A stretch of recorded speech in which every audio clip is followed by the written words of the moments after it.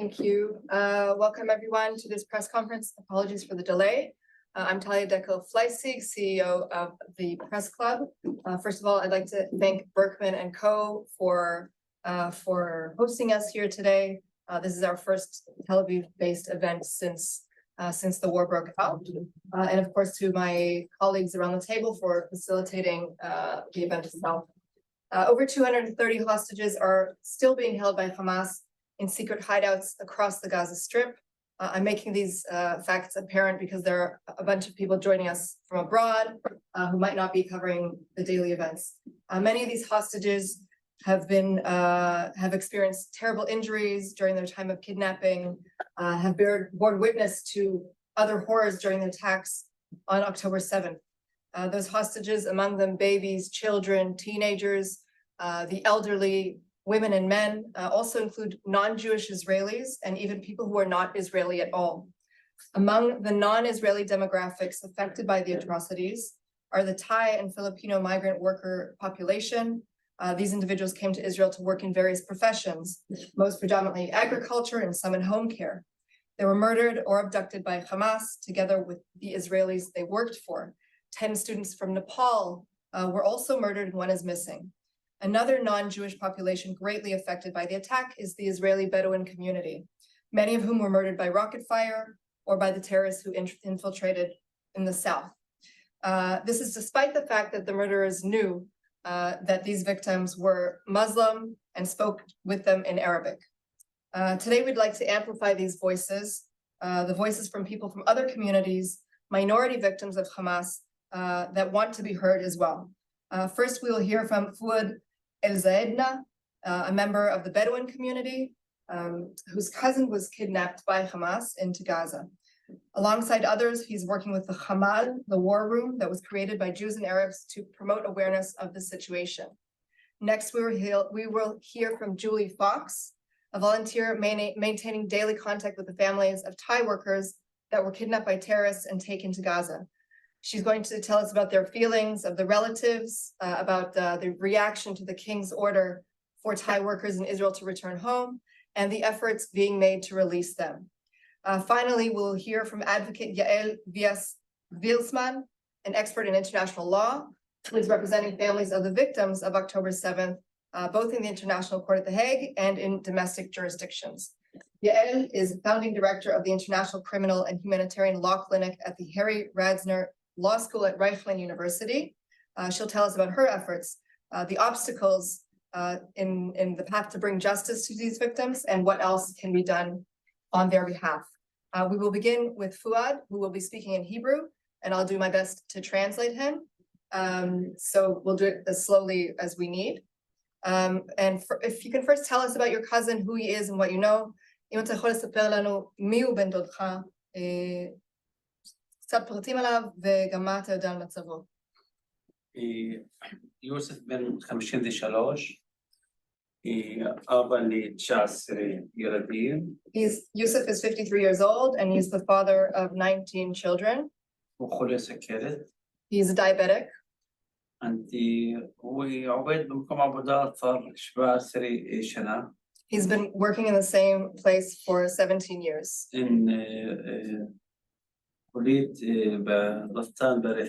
He works in the cow farm in the Hulit community.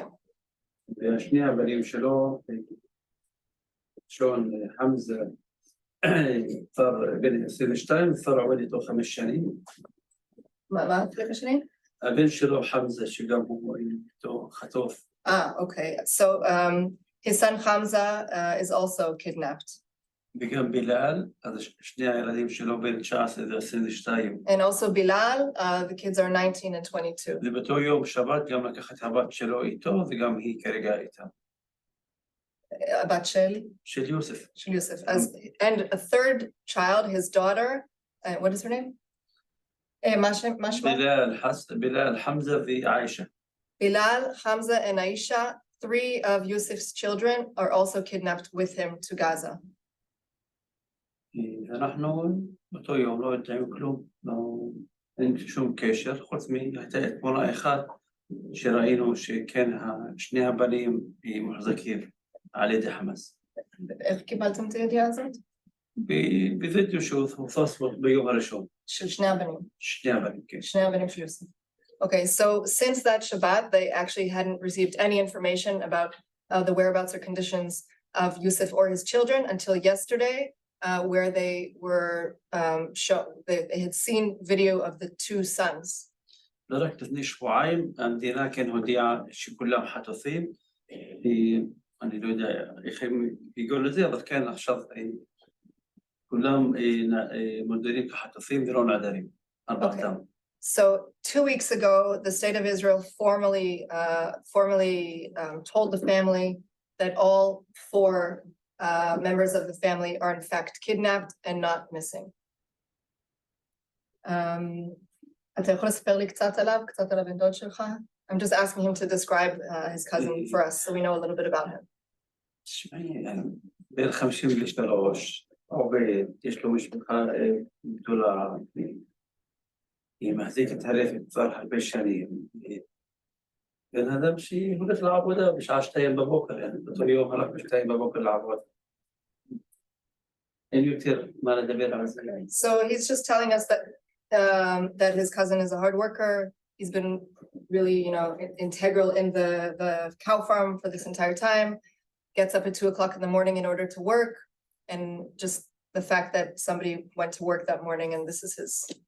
בכלל, זו משפחה טובה, משפחה שיש לו, משפחה גדולה. עכשיו גם אנחנו נמצאים גם בכפר לא מוכר. ואין תנאים, אז זה חיים קשים, עכשיו גם מהנושא הזה, זה עושה את זה יותר קשה. So he's saying that it's a big family, and they live in an area which is undeclared officially in Israel, which already makes day-to-day living hard enough as it is, and so this, on top of everything, is of course making their situation even more difficult. המכה היא בכל הצדדים, לא מכאן ומשם, זה כרגע המצב. And they're feeling the blow from every angle, and this is the situation that they're in. מקווים שיחזרו כולם בשלום. Okay, and he's hoping that everybody will come home in peace, and I'm adding to that as we all do. תודה רבה פואד, אני בטוחה שזה לא פשוט בשבילך בכלל, ונמשיך תכף לעוד שאלות. I was just thanking him for sharing, recognizing that this is not easy for him and that we appreciate it. Thank you. We'll now move on to Julie. Thank you for being with us today. If you can start with providing some of the numbers that you might know about who's missing, which communities they're from, any information that you can give us. Yeah, absolutely. The attack of October 7th was indiscriminate, as we've witnessed. There are citizens taken hostage from over 30 nations, making it an unprecedented international hostage crisis. Americans, Argentinians, Austrians, Brazilian, Canadian, Chilean, Colombian, Danish, French, German, Irish, Italian, Mexican, Dutch, Nepalese, Filipino, Polish, Portuguese, Romanian, Russian, Serbian, South African, Spanish, Swiss, Tanzanian, Thai, Ukrainian, and Uruguay. This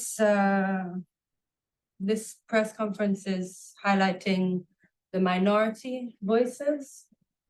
I'm here to tell you that second to Israeli, Thais, nationals are the majority. There are believed to be 23 Thai captives. And this is, I cannot confirm it, but reports are beginning to show that the woman who gave birth in captivity is a Thai national. I've spoken to 19 of the families.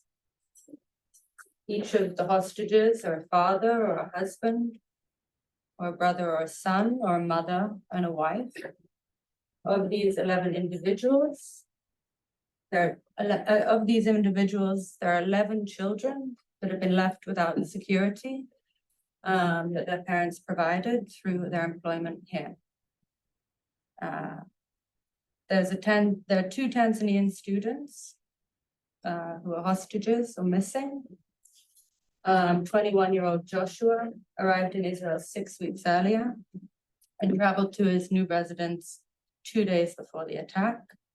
He was a young man with a dream to be a successful farmer, and he came here to learn the skills to be able to bring that home to his family and his community. He is unaccounted. Bipin Joshi, the Nepalese agricultural student, age 23. He came to Israel on September 3rd as part of an agricultural program to care for the citrus orchards. He is a hero. He saved multiple lives on October 7th. And I have a video of his mother, which I'd like to share.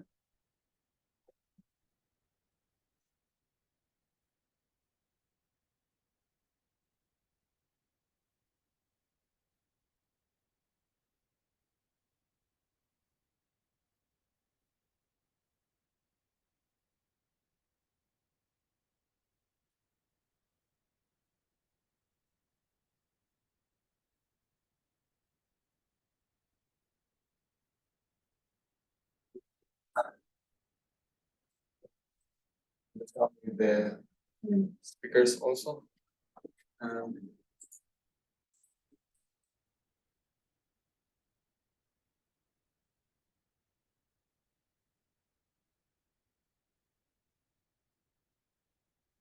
को लागि हो त्यहाँ गएको त्यहाँ गएको 20 दिन जति 25 दिन भया थियो के 25 दिन भया थियो त्यहाँ पुगे त्यो घटना घट्यो उसको साथीले भनेछ कि हामीले पहिलो बंकरमा 17 जना गयौं फेरि त्यहाँ अटेक भयो त्यहाँ अटेक भइसकेपछि हामी 10-12 जना जति अर्को बंकरमा लग्यो त्यो बंकरमा थाइल्यान्डका पनि थिए र त्यही बंकरमा हामीहरु पनि राख्यो र अझ 1-2 घण्टा पछि अझ अटेक भयो त्यहाँ उलाई बिपिनलाई र थाइल्यान्डीलाई 1-2-3 जना जति कति उनीहरुलाई समाएर लगे अरुलाई त्यहाँ गोली चलायो र अस्त्र ग्यास फालेर उनीहरु गए भनेपछि त्यो मोबाइलको फोन नम्बरबाट लोकेसन गाजासम्म भयो भन्ने त्यो एमबीसीले त्यति त भनेको थियो के सोच्ने हो मेम अब अलि साहस त रह्यो होला भन्ने सोचे अरु त के सोच्नु के थाहा थिएन मलाई त त्यस्तो क्षेत्र हो भन्ने पनि थाहा थिएन हजुरको कृपाले कति छिटो पुगाउन सक्नुहुन्छ हजुरको हातले के छिटो भन्दा छिटो गर्दिन्थ्यो अब उत नेपाली मान्छे शान्त ठाउँमा बसेको मान्छे होला त सारै गाह्रो भया होला त्यहाँ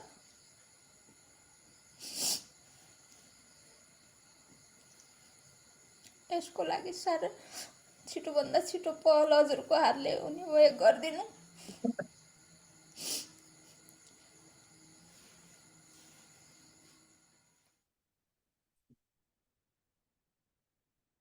Thank you, Julie, for bringing a mother's voice to us. It's very important. We'll go on to Q&A in a minute. I just want to have a chance for everybody to speak. We now turn to Yael, a legal expert who represents families in international forum. Yael, please tell us a bit about your activities. Yes, so thank you and good afternoon. Thank you for being here. My name is Yael Vias Gvirsman. I'm a lawyer specializing in international law. On the 7th of October, I woke up at 6:30 in the morning, just like every other Israeli citizen. And after, let's say, the first shock or first hours of shock, first days, on 10th of October, no, let's say on the 8th of October, already families turned to me via mostly human rights lawyers who know my work, who know I work with the ICRC. I have been working with them at the law clinic for the past 10 years and asked for me to connect between them. So I did, and I thought at that time that that would be my role. By the 10th, I woke up and I understood not only who I am as an individual, but also what I can offer professionally. So I specialize in international criminal law.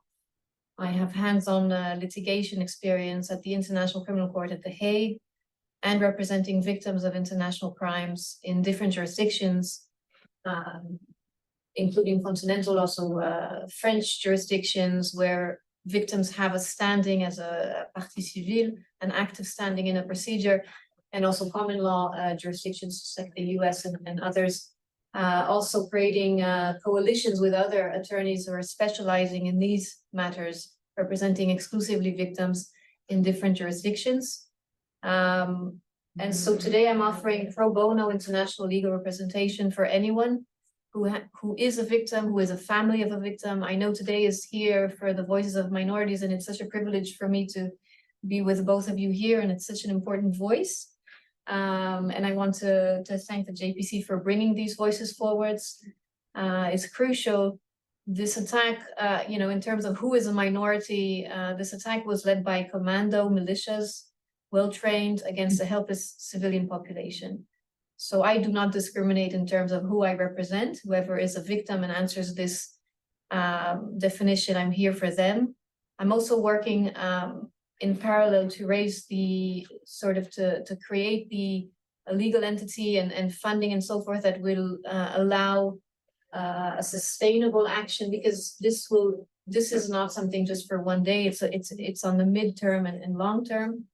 Of course, our action is first and foremost to the humanitarian needs, the immediate humanitarian needs. So we're calling for legal obligations. We're not getting into negotiations and others. The unequivocal, the very clear legal obligation of Hamas to release everyone immediately and unconditionally, to allow access to humanitarian neutral organizations such as the ICRC, direct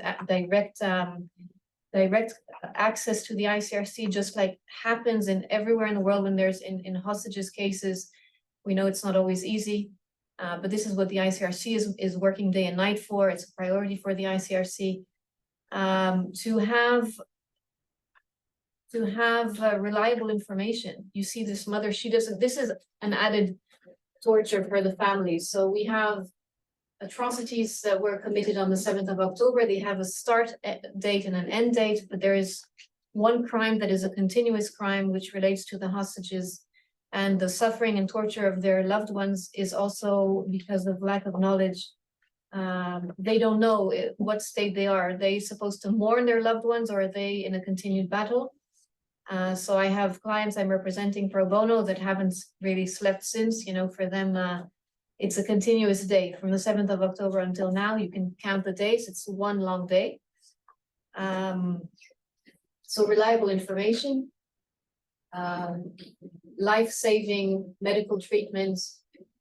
We know there are people who are wounded. We know there are people who are handicapped. We know many of the hostages were actually people who on a day-to-day basis were assisted by foreign workers who came here in terms of aid for families, and either the foreign worker was taken hostage or the individual they were taking care of is now in hostage. So of course, these are people who are disabled. We have, it's already been said, so I won't repeat, the age of the people.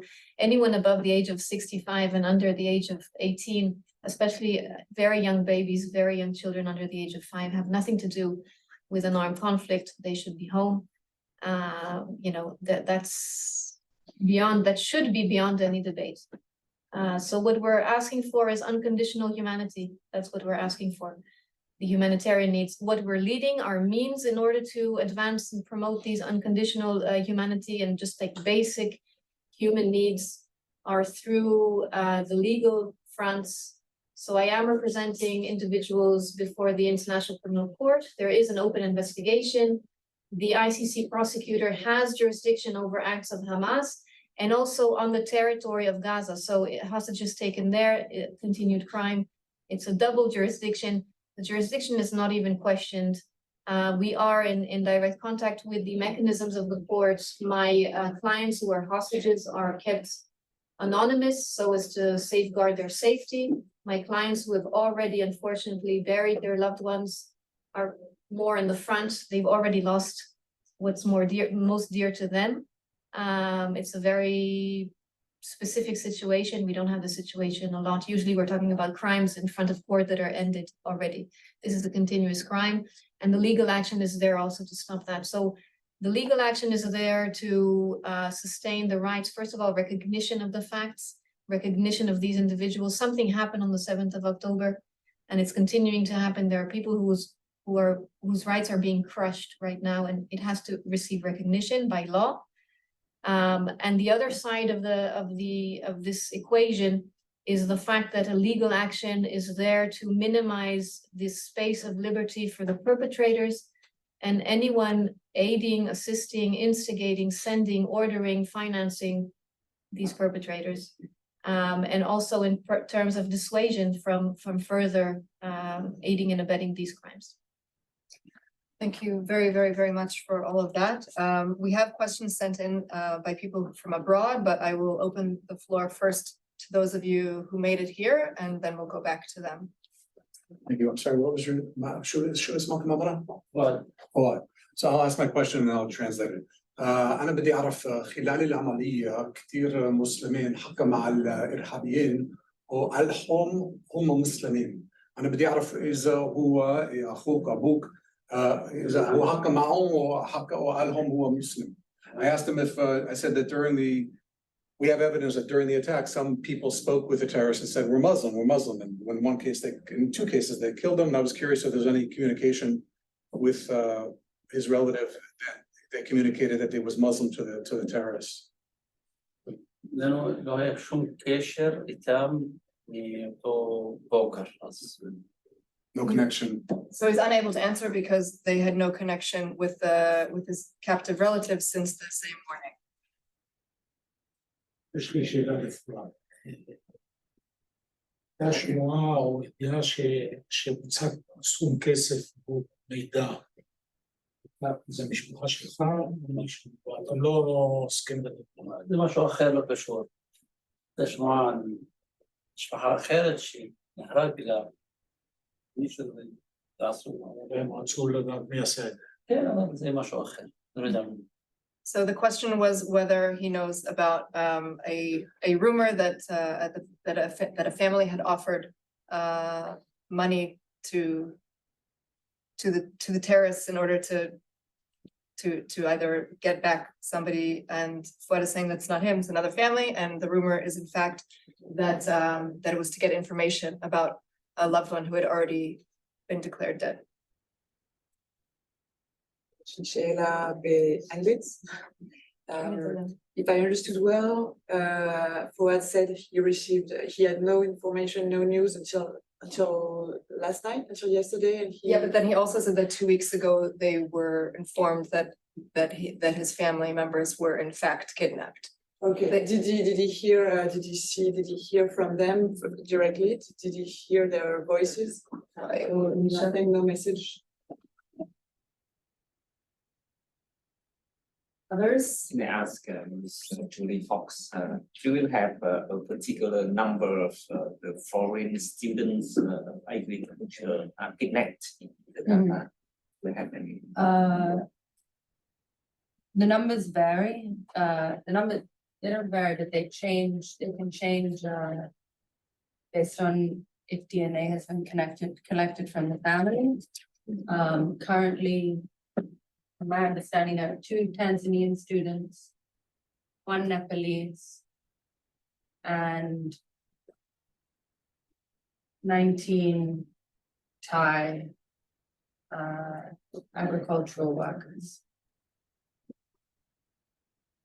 Maybe if it's true that the baby, then that would add a 20th. The baby born is Thai. Yeah. Do you have any other details? We've received more questions specifically since you said that the child born was to someone who might have been, Yeah. do you know anything else that you can share? The YNET has put out that it's a Thai woman. There is a Thai woman who was taken hostage. Her photo was up there earlier, and the Israeli, if it was an Israeli family, we would have known. I've spoken to her family, they did not mention that. I don't know if they were aware either. She was kidnapped with her boyfriend. And she's been in Israel for over a year working. Okay, are there other questions? Yeah, Julie, I'm curious, a lot of Israelis are looking to do things, or looking Yeah. to help. Is there anything, I know it's kind of like a helpless kind of request, a pathetic kind of request, is there anything that the local people can do to help these families? Absolutely, and I'm happy to say that in the past 2 weeks, there has been a big mobilization of Israeli civilian effort. There are multiple things, because the families are in dire need as they're supported by the family members here who've been taken hostage. There has been a mental health hotline set up in collaboration with Kav Lavod, and hotline for mental health for survivors of the attack, workers who have been asked to return home, and for the families of the hostages. So that's a free phone number, and it's in collaboration with the university in Thailand, in Bangkok. So if I understand you correctly, you're saying that you're also collecting funds to help the families abroad that were being supported by these workers? Yes, the Jewish agency has pledged funds for the families of the hostages. There is, and from my understanding, that there is the government has also, as a victim of terror attack, included foreign workers in that. And we've been informed, there's a team, a civilian Israeli team that is working on this also to make sure that everyone keeps up with their commitments. But there's from my understanding as well, the retirement rights of foreign workers. They come here for a 5-year period. It will not change whether they have been murdered, kidnapped during this time. So they're still eligible for this. And there's a lot of civilian efforts to crowdfund, which I would recommend people. Can we make available doing. Crowdfunding? Yes, I don't have it on, but yes. I have just 2 more questions. I don't know who can answer. Do we know if they are held in different conditions than the Israelis or Jewish hostages? Like the Hamas treating them differently from what we. I've seen a photo of a group of, this is from the early days, but there was I believe it's 4 or 5 Thai citizens held with an Israeli young man. That's. So they're all together from what we hear? This is all speculation, of course. It's part of the fog of this situation, and the entity holding the information is not revealing it. So we have to guess from people who were released, very few. We did understand this is public information that people are held by place where they were taken. At least this was the situation in the beginning. Who knows if this is still the case? And we also know that they've been moved because of the discovery that there were some, or I don't know how many, likely held inside one of the hospitals. So we know that they've been moved from different locations. Yeah. And do we know how many they represent, those minorities? You said 23 Thai persons. Do we know the total number of these minority hostages? The list you had read earlier included dual citizens, correct? Yes. Yeah, so it's a little. The number is. And also we have still people who are missing. And there's, So the number, my friends, abroad are saying, what, the number of hostages increased? Mhm. That's horrible. I'm like, no, that's the good news for families. They call me very happy when they receive confirmation from authorities, confirmed hostage, because the other alternative is confirmed dead. So on the 7th of October. Yeah. So But those people from those minorities, do we know the number of people? and many are still missing. Many are, we don't know their fate, including for this group. But I think we can probably find a range a little bit Between later. 20, my understanding between 25 and 30. If it's Filipino, Tanzanian, Nepalese and Thai. so around 10%. Yeah.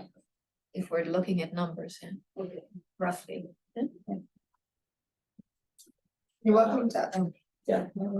How do you keep communication with their family? Day by day, every day. How do you do? And who? Me and myself and a translator. Calling. Video All call. them video call.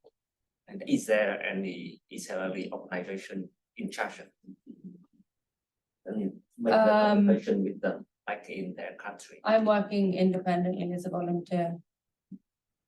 But we do know that the government was part of returning some of the deceased to their countries, and that must have gone through official channels. Do you know anything about that process?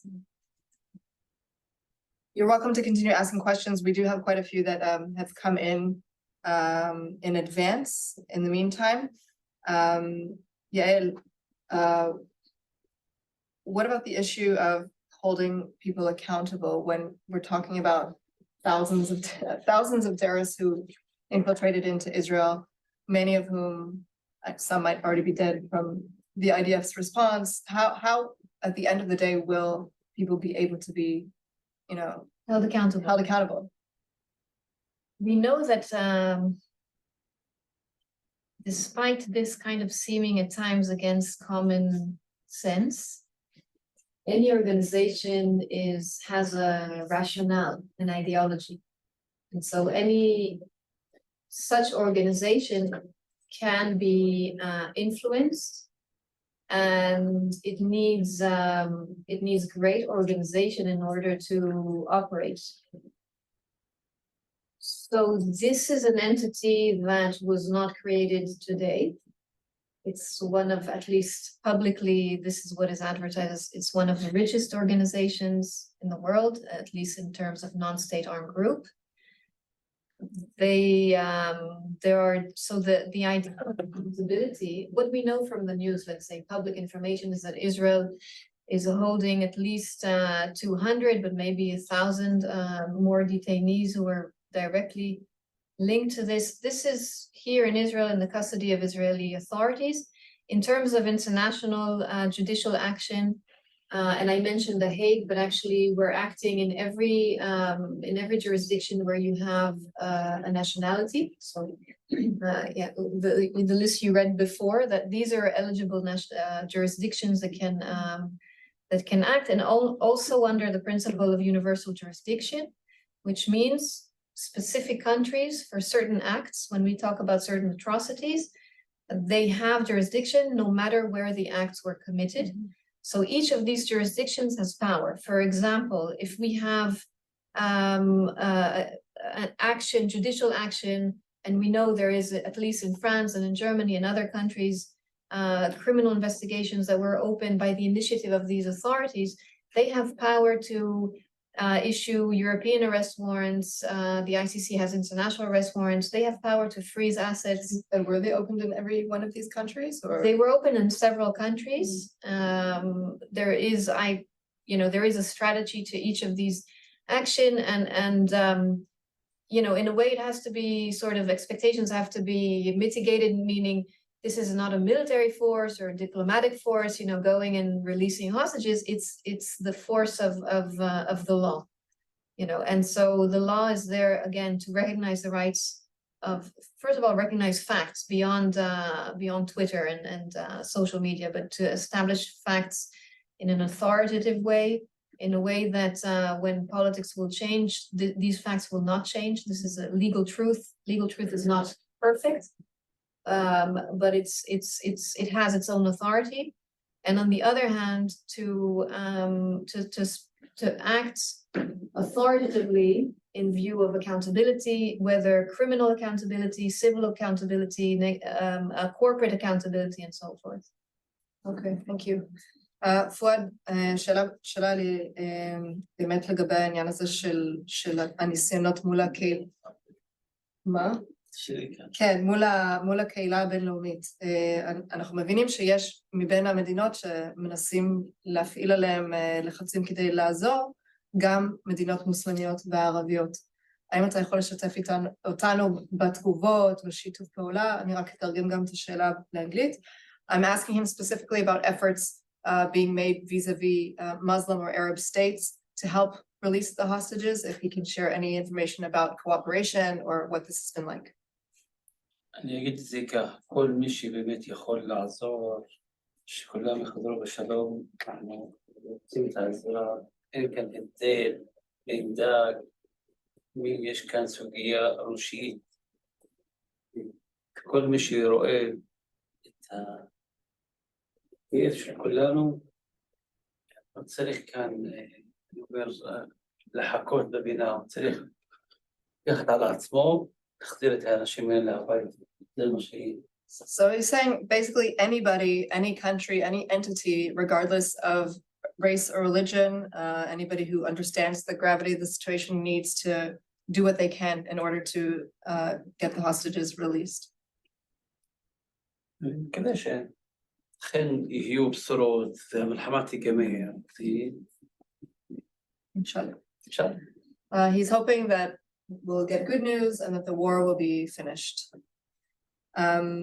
אתה יכול לספר קצת על התחושות שלך בתור מוסלמי, ספציפית לגבי ארגון טרור שדוגל בעקרונות האסלאם, איך זה משפיע עליך, איך זה...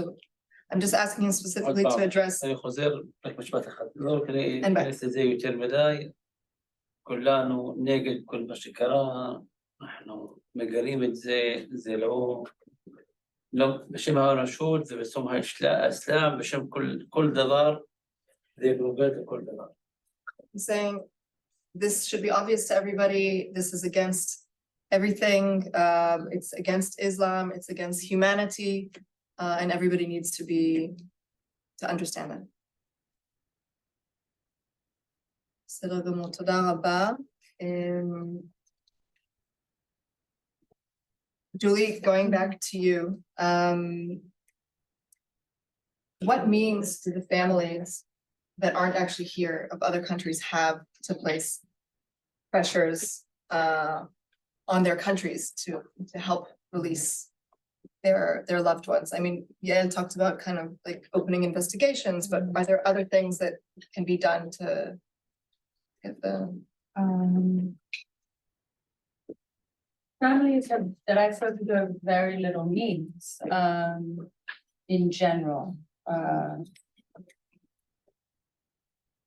You know, that means not even a computer at home. They live in general in remote villages in the mountain. I understand that they have been visited by some local news channels and some international news. And there is Israeli civilians and international groups that are working to provide them with some support. They have been at most contacted or met by the Ministry of Labor, a representative from the Thai Ministry of Labor, and perhaps someone who has come to take a DNA test. But they have no answers. The majority of the families I've spoken to learned of this attack through word of mouth. The majority of the families I've spoken to have never heard of Hamas before. It's as it is for every family. There are so many questions, there are so few answers, and it's devastating. There's a hostage whose 10-year-old son found out first on Facebook. Which is also true, by the way, of many Israeli families. Finding out what happened on social media. I asked a mother what would she like to tell you, everyone here today, and it's, the message was clear. Which is the world needs to help us, bring them home, to know, are they alive? Are they still alive? To see them again, the world needs to help, yeah.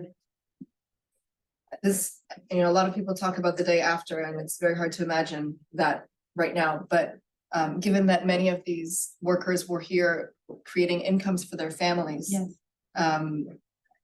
Do they see a situation in which, even the ones that have left because whether it's the king asked them to come home or other people who left in fear, justified, will they eventually come back to Israel in order to continue financing their families, or not after something like this? I don't think I can answer that question, sorry. Okay. Sorry, did you say most of the families never heard of Hamas? Yeah. I spoke to a wife of a hostage. He called her, and he had arrived in Israel on the 27th of September. Was sent down to Kfar on the 6th of October. He called his wife in the morning of the 7th and said, there are rockets, but don't worry, my friends here tell me it happened sometime, and we're fine, we'll be safe. And don't worry, I'm safe, I can see soldiers. Who said that? A hostage to his wife. From what country? From Thailand. He saw soldiers and thought they were the army coming to save him. Yeah, because it happens so often that they thought it was going to be like usually. And when he saw the soldiers, he didn't know that it was not Israeli soldiers. He thought they were coming to save him. Was working in a field? Kfar Alzeadna. In a field, in the like agriculture. Yeah, and agriculture. Hi, Marina. I'm based in Bangkok. We spoke yesterday. Nice to see you in person. And I think I didn't ask you this yesterday. Do the employers of the hostages, is there someone who is like trying to? A lot of them were killed. Yeah, a lot of, yeah, people are, there's union workers, there's a Jewish agency, there's the government has its responsibilities, but I mean, the locations where they worked, a lot of the employees were murdered or traumatized, and a lot of the facilities were destroyed. So these, I think you call them manpower Yeah, agencies who initially brought them in. Are you in touch with them? Are they somehow involved? not directly. I'm not directly in touch with them. No, I'm in touch with the families. But yeah. Yeah, a follow-up question to what you were talking about in terms of, putting aside the countries that the victims are in, what about other countries? For instance, the ones that are housing Hamas leadership, is there any pressure being placed, at least within the legal mechanism? Qatar, for instance? Absolutely. So these are exactly the means. It's called strategic litigation. It isn't built in one day, and it's here to stay. It's on the long term. It takes time. It has multiple layers. So it's first of all to call out the humanitarian plea, the unequivocal, unconditional, immediate humanitarian needs, and supporting neutral humanitarian agencies like the ICRC. Then it's criminal procedures around the world which have the strength of the law, freezing assets and so forth. Another advantage is state cooperation. So when proceedings happen in certain countries have diplomatic relations that Israel as a state does not have. And so the idea is, as international criminal law is to close, to erase the impunity gap. That's that's the advantage of legal means. It is strong, but it is long. It takes time. We're here to stay. We're not here just for one day or a month or and so forth. We bring hands-on experience. We're not, learning this today, and we have partners who've really just risen up on the same day to say, I'm here, I'm present, I'm here for you. And these are the coalitions that we're building. And the idea is that anywhere in the world that there is anything to do with the perpetrators, the aiders and abettors, the instigators, the disseminators, if it's hate speech, if, on any means, those who have given orders, or those who have control and have to act in order to save lives, this is our objective. This is what we're pursuing. A noble objective, which also gives us a segue, I think, to the final question I have for Foad. שאלה אחרונה, אתה יכול לספר לנו קצת על המיזם הזה של החמ"ל המשותף, החמ"ל היהודי הערבי? I'm just asking him to tell us a little bit more about this joint Jewish-Arab initiative, war room. אז אני בתפקיד השני שלי, אני מנהל מתנ"ס ברהט, ובתחילת המלחמה אנחנו החלטנו להקים חמ"ל ברהט, אחר כך התפתח להיות חמ"ל קצת אזורי ליישובים הבדואים, כי יש באמת צורך גם לעזור למשפחות, בעיקר למשפחות שנפגעו מהמלחמה. יש סך הכל 21 שנרצחו מהחברה הבדואית, ויש כרגע 7 חטופים יחד עם המשפחה שלי, ויש הרבה פצועים ויש הרבה טילים. מי שלא מכיר את החברה הבדואית. רגע, שנייה, אני אתרגם עד עכשיו.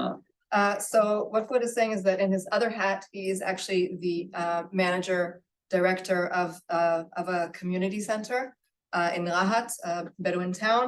And basically they decided from the moment that the war broke out to establish this war room or this place to address the needs. We're talking about 21 victims that were murdered in the Bedouin community and 7 who were kidnapped, including the 4 family members of his own family. And אז בסך הכל יש 300,000 חברה בדואית היום בדרום, שמתוכם מעל 150 אלה הם המיגון הבסיסי. כמה? 150,000 שהם חיים בכפרים לא מוכרים עד עכשיו. And there's a separate issue. אני למשל חי בכפר לא מוכר. Okay, so what he's saying is that even before the war, there's a separate issue of a lack of fortification for the Bedouin community. We're talking about there are 300,000 Bedouins in the area, and 150,000 of them, half of them, don't have suitable fortification. So this is something they work on.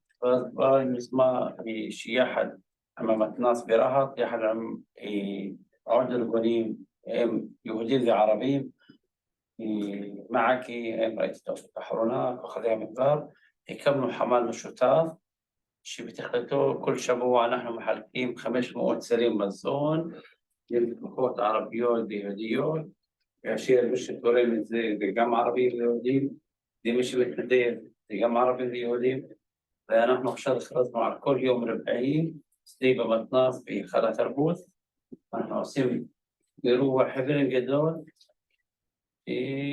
بسبيل عن هربي ضريب. Yeah.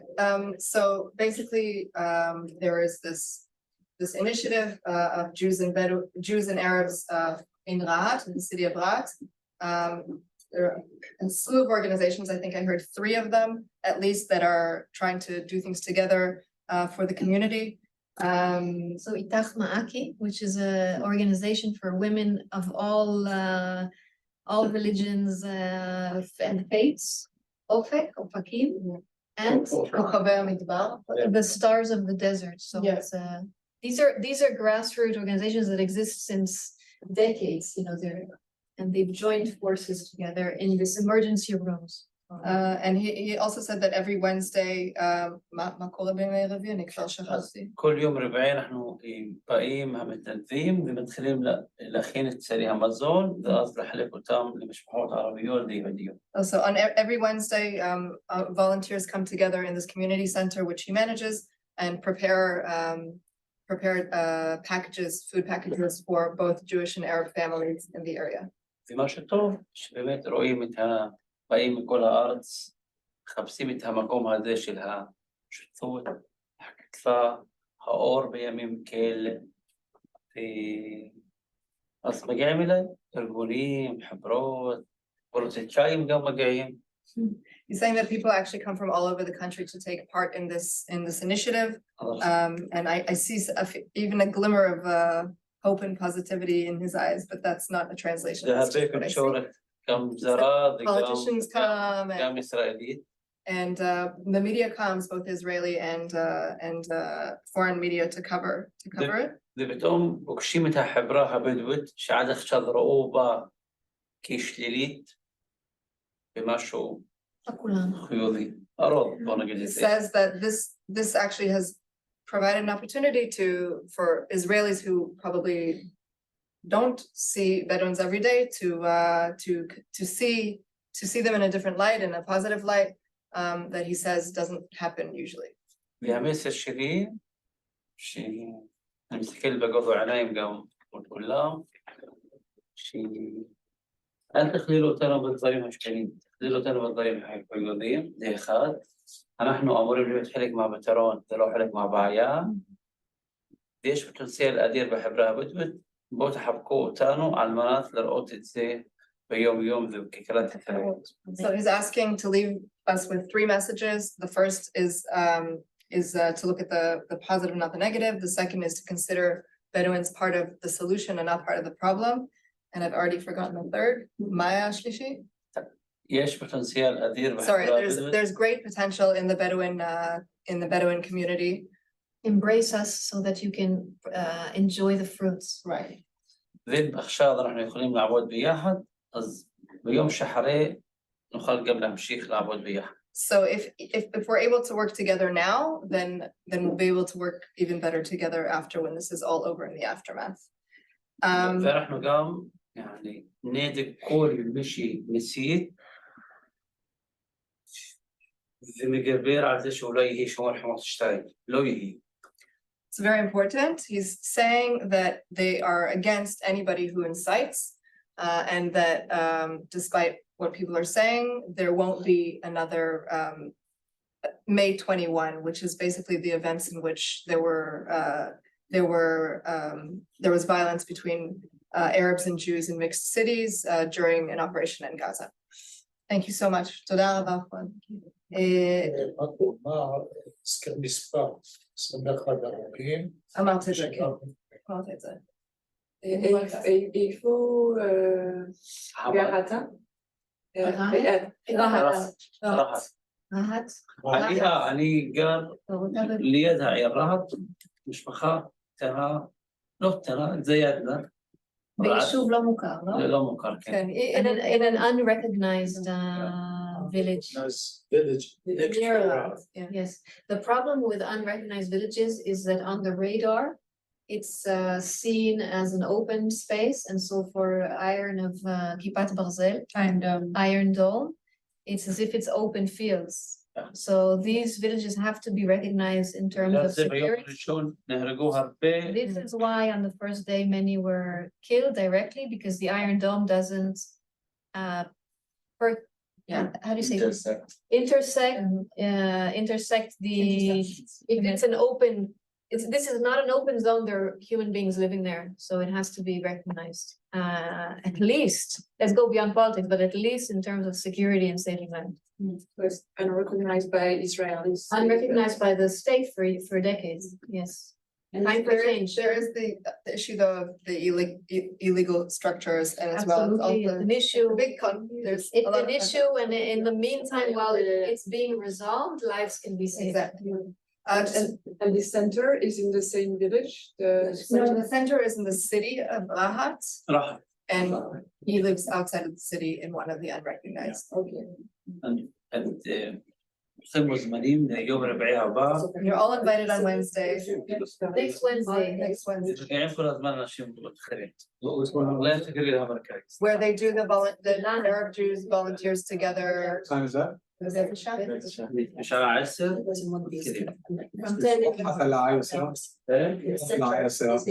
12 من 3 4 بس بال يعني From 10 to 3 or 4.